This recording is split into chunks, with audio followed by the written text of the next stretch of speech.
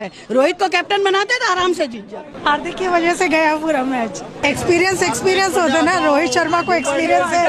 Hello வணக்கம் and welcome to cricket news Tamil channel. இதை விட நம்ம அதை பார்க்க போகிறோம் அப்படின்னா ரோஹித் சர்மாவுக்கு வலுக்கும் கேப்டன்சி சப்போர்ட். ஸோ டோட்டலாகவே பார்த்தீங்கன்னா ஃபேன்ஸ் எல்லாருமே இப்போ ஒரு மிகப்பெரிய லெவலில் வந்து Rohit Sharma as a captain அப்படின்னு சொல்லி ஒரு மிகப்பெரிய லெவலில் ட்ரெண்ட் பண்ணிட்டு இருந்தாங்க அப்படின்ற விஷயத்த நம்ம ஆல்ரெடி பார்த்துருந்தோம். ஸோ அதுலேயே வந்து நிறைய பேர் என்ன கேட்டிருந்தீங்கன்னா ஃபேன்ஸ் வந்து சொல்லியிருந்தாங்கல்ல அந்த மாதிரியான விஷயங்கள் ஃபேன்ஸ் எல்லாம் என்ன சொல்லியிருக்காங்க ப்ரோ, அவங்களுடைய மைண்டில் என்ன இருக்குது, ஸோ இதை பற்றிலாம் போடுங்க அப்படின்னு சொல்லியிருந்தீங்க. ப்ளஸ் அதை நானும் ஏற்கனவே வந்து போடுறேன் அப்படிங்கிறத அந்த வீடியோலேயே மென்ஷன் பண்ணியிருந்தேன். ஸோ இப்போ டோட்டலாகவே பார்த்தீங்கன்னா ஃபுல் அண்ட் ஃபுல் அதாவது எம்ஐ மும்பை சைடில் வான்கடையில் வந்து பார்த்தீங்கன்னா மேட்ச் முடிஞ்சதுக்கப்புறம் அங்கிருந்து தான் வந்துட்டு இதில் ரெக்கார்ட் பண்ணியிருக்காங்க. ஸோ வந்து ஃபேன்ஸோட அந்த ஒரு மிகப்பெரிய அவங்களுடைய ஆவேசக்கான கருத்து எப்படி இருக்குது, ஸோ அவங்களுடைய அந்த ஒரு மைண்ட் செட் எப்படி இருக்குது அப்படிங்கிறதெல்லாம் வந்துட்டு கேப்சர் பண்ணியிருக்காங்க. அதில் எல்லாருமே சொல்கிற ஒரே ஒரு விஷயம் என்னென்னா ரோஹித் சர்மா மீண்டும் கேப்டனாக வரணும் அப்படிங்கிறது தான்.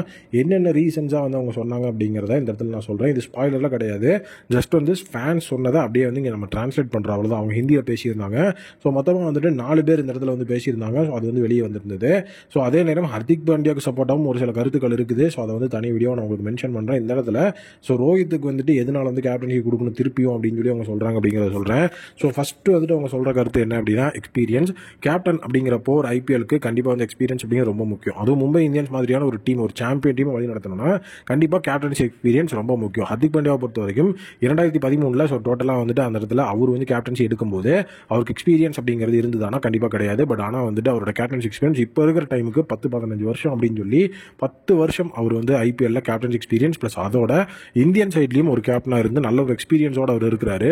அந்த எக்ஸ்பீரியன்ஸான ஒரு பிளேயருக்கு தான் நம்ம கேப்டன்சி அப்படிங்கிறது கொடுத்துருக்கணும். இப்போ ரோஹித் சர்மாவோட கம்பேர் பண்ணும்போது ஹர்திக் பாண்டியாவுக்கு கேப்டன்சி எக்ஸ்பீரியன்ஸ் அப்படிங்கிறது ரொம்ப கம்மி. அவர் குஜராத் டைட்டன்ஸ்க்கு கேப்டன்சி அப்படிங்கிறது எடுக்கும்போதுமே அவருக்கு வந்து எக்ஸ்பீரியன்ஸ் இருந்ததுன்னா கிடையாது. பட் ஆனால் வந்துட்டு அவர் குஜராத்துக்கு நல்லா தான் கேப்டன்சி பண்ணார். ஏன்னா அது அவரோட டீம், ஸோ அது அவரோட பிளான். ஸோ டோட்டலாக வந்துட்டு குஜராத் டைட்டன்ஸ் அப்படிங்கிற அந்த டீம் உருவானதே அவரோட கீழே தான், அவர் சொன்ன பிளானில் தான் டீமே உருவாக்குனாங்க. கோச்சஸ் எல்லாருமே அவரோட டீமாக தான் அதை பார்த்தாங்க. ஸோ அதனால பிரச்சனை கிடையாது. பட் ஆனால் மும்பை இந்தியன்ஸ் அப்படிங்கிறது அது ரோஹித் சர்மாவோட டீம், ரோஹித் சர்மா உருவாக்குன டீம். ஸோ டோட்டலாகவே ஆக்ஷன் அப்படிங்கிறதும் வந்து பார்த்தீங்கன்னா ஹர்திக் பாண்டியாவோட எஃபிஷியன்ட் ஒரு தலையீடால் நடக்கலை. அது எம்ஐ மேனேஜ்மெண்ட் சொன்ன அந்த பிளேயர்ஸை தான் எடுத்திருக்கிறாங்க. ஹர்திக் பாண்டியா சொன்ன பிளேயர்ஸ் அந்த இடத்துல வரல. ஸோ இதே குஜராத் எம்ஐ அப்படிங்கிற கம்பேர் பண்ணும்போது ஃபுல் அண்ட் ஃபுல் ஹர்திக் பாண்டியோட டீம், ஹர்திக் பாண்டியா என்ன சொல்கிறாரோ அந்த பிளேயர்ஸ் தான் உள்ளே வந்தாங்க. மேனேஜ்மெண்டோட தலையீடு இருந்தாலும் ஹர்திக் பாண்டியாவோட பங்களிப்பு அப்படிங்கிறது ஆக்ஷனில் இருந்தது. பட் ஆனால் இங்கே வந்து பார்த்தீங்கன்னா அப்படியே நேர்மாறாக இருக்குது. ஸோ இந்த டீமை கண்டிப்பாக வந்துட்டு ஹர்திக் பாண்டியாவால் கொஞ்சம் கூட நிமித்தி வைக்கவே முடியாது. அது ரோஹித் சர்மாவால் மட்டும்தான் முடியும். எக்ஸ்பீரியன்ஸ் அவருக்கு தான் இருக்குது அப்படின்னு சொல்லியிருக்காங்க ஃபஸ்ட்டு. அடுத்தது பார்த்தீங்க அப்படின்னா அவரோட ஆட்டிடியூடை பொறுத்த வரைக்கும் இந்த இடத்துல பேடாக பெருசாக பேசலை. அந்த ஆட்டிடியூட் வந்துட்டு இங்கே மும்பை இந்தியன்ஸுக்கு செட் ஆகாது அப்படிங்கிறத சொல்லியிருக்காங்க. எம்ஐ பொறுத்த வரைக்கும் அந்த இடத்துல வந்து அவங்க மெயினாக பார்த்தது பிளேயர்ஸை பேக் பண்ணுறது. ஸோ பிளேயர்ஸை பேக் பண்ணும்போது கண்டிப்பாக ரொம்பவே வந்து காமாக இருப்பார் ரோஹித் சர்மா. ஸோ அது மட்டும் இல்லாமல் அந்த ஆட்டிடியூட் அப்படிங்கிறதே வந்து ஒரு மாதிரி கொஞ்சம் ஜென்டலாக இருக்கும். பட் ஆனால் ஹர்திக் பாண்டியோட ஆட்டிடியூட் வேறு மாதிரி இருக்குது. ஸோ அது பிளேயருக்கும் பிடிக்கல, ஸோ ஃபேன்ஸுக்கும் பிடிக்கல. அவர் கூலாக இருக்கிறேன் அப்படிங்கிற பேரில் பண்ணுற அந்த ஆட்டிடியூட் அப்படிங்கிறது வேறு மாதிரி இருக்குது அப்படின்னு சொல்லியிருக்காங்க. ஸோ ஆட்டிடியூட் அப்படிங்கிறதையும் இந்த இடத்துல ஒரு பாயிண்ட்டாக பேசியிருக்காங்க, எக்ஸ்பீரியன்ஸை பேசியிருக்காங்க.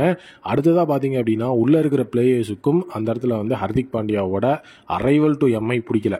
ஸோ இருக்கிற பிளேயர்ஸ் அதாவது வந்து கூட விளையாடுற பிளேயர்ஸுக்கு பிடிச்சா மட்டும்தான் அந்த இடத்துல வந்துட்டு அவங்கள வந்து கேப்டனாக வந்துட்டு ஏற்றுக்க முடியும். பட் ஆனால் இங்கே உள்ள இருக்கிற பிளேயர்ஸுக்கே அது பிடிக்கல அப்படிங்கிறப்போ எப்படி வந்துட்டு என்ன பண்ணாலும் நம்ம வந்துட்டு கூலாக என்ன பண்ணாலுமே அது வந்து பிளேயர்ஸுக்கு பிடிக்காது. அப்படி இருக்கும்போது அந்த இடத்துல ஒரு கேப்டனாக கண்டிப்பாக வந்துட்டு சக்ஸஸ்ஃபுல்லாக இருக்க முடியாது ஹர்திக் பாண்டியாவால்.